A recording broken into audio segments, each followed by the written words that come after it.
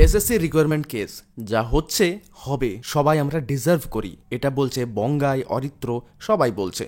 শিক্ষা ব্যবস্থাকেই এখন চিতায় নিয়ে চলে এসেছে। সুপ্রিম কোর্টের নির্দেশে বাতিল হয়েছে 26,000 চাকরি, যদিও 3 মাসের মধ্যে শূন্য পদে নিয়োগের নির্দেশও দিয়েছে শীর্ষ আদালত। এই রায় ঘোষণার পর বহু তারকা এবং সোশ্যাল মিডিয়া ব্যক্তিত্ব তাদের নিজস্ব মতামত তুলে ধরছেন। এই বিষয়ে মতামত জানিয়েছেন জনপ্রিয় 2 সোশ্যাল মিডিয়া ব্যক্তিত্ব অরিত্র দত্ত বণিক ও বঙ্গাই অর্থাৎ কিরণ দত্ত। কি বলেছেন অরিত্র এবং কিরণ? সুপ্রিম কোর্টের রায় ঘোষণা হতেই অরিত্র দত্ত বণিক লেখেন, যে কোনো সভ্য সমাজের মূল ভিত্তি শিক্ষা ব্যবস্থা ও শিক্ষা প্রতিষ্ঠান, আর আমাদের রাজ্যের রাজনৈতিক নেতারা দায়িত্ব নিয়ে সেই শিক্ষা ব্যবস্থাকেই চিতায় তুলে দিল। এই সব নেতা নেত্রীদের রাজনীতি ছেড়ে দেওয়া উচিত, এরা সমাজের জন্য খুবই ক্ষতিকর একদল ক্রিমিনাল। অর্থাৎ অরিত্র দত্ত বণিকের কথাতেই স্পষ্ট যে তিনি রাজ্য সরকার ও এসএসসি দুর্নীতি নিয়েই ক্ষোভ উগরে দিয়েছেন। অরিত্রের পোস্টের নিচেই একটি নেটিজেন লিখেছেন, এই সব নেতা নেত্রীদের আজকে যেসব যোগ্য প্রার্থীরা চাকরি হারালেন তাদের হাতে তুলে দেওয়া উচিত, বাকিটা তারাই বুঝে নেবে। আরো একজন লেখেন, সভ্য সমাজের ভিত্তির কথা মূর্খ, অশিক্ষিতরা বুঝবে, এই আশা করা তো অন্যায়।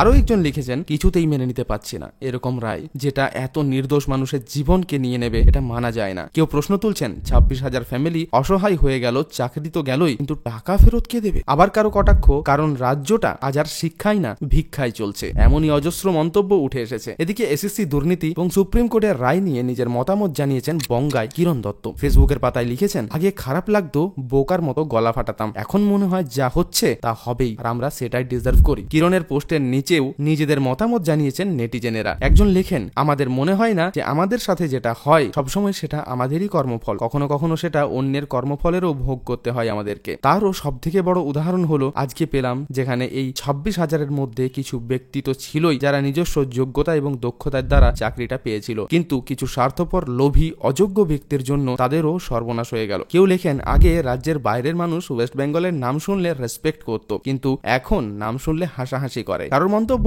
ভোট এলেই সবাই সবকিছু ভুলে যাবে। কারোর আবার মন্তব্য, এই চোরের রাজ্যে সবই মায়াময়। আপনাদের কি মতামত এই বিষয়ে কমেন্ট করে জানাতে আমাদেরকে একদমই ভুলবেন না।